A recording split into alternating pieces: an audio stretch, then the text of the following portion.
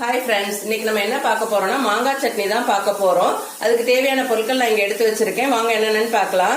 மாங்காய் ஒரு 200 gram cut பண்ணி வச்சிருக்கேன். சாம்பார் வெங்காயம், பூண்டு, இஞ்சி, காஞ்ச மிளகாய், கொத்தமல்லி தலை, காஷ்மீரி சில்லி, இவ்வளவுதான் இதுக்கு தேவை. இது எல்லாத்தையும் ஜார்ல சேர்த்து கொஞ்சம் குறைன்னு அரைச்சிக்கலாம். கல்லுப்பு சேர்த்து அரைச்சிருங்க.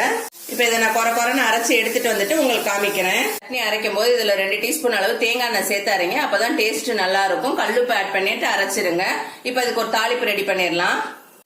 இப்ப நம்ம தாளிப்புக்கு எண்ணெய் சேர்த்தாச்சு. எண்ணெய் சூடாகட்டும். நான் கடுகு, காஞ்ச மிளகாய், கருவேப்பிலை, 2-3 சீரகம் மட்டும் சேர்த்திருக்கேன். தாளிப்பு ரெடி ஆயிடுச்சு. இப்ப நம்ம எடுத்து சட்னியில கொட்டிடலாம். நான் கொட்டிட்டு காமிக்கிறேன்.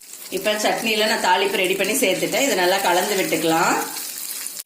அவ்வளவுதான், சட்னியில தாளிப்பு ரெடி பண்ணி ஊத்தியாச்சு. இவ்வளவுதான், இதை நல்லா கலந்து விட்டுட்டு நீங்க பரிமாறுங்க. இதை இட்லி, தோசை, சாதம், இதுக்கெல்லாம் தயிர் சாதம், பருப்பு சாதம், இதுக்கெல்லாம் ரொம்ப டேஸ்டா இருக்கும். நீங்க ட்ரை பண்ணி பார்த்துட்டு எப்படி இருந்துச்சுன்னு சொல்லுங்க. நாளைக்கு வேற ஒரு வீடியோல சந்திக்கிறேன்.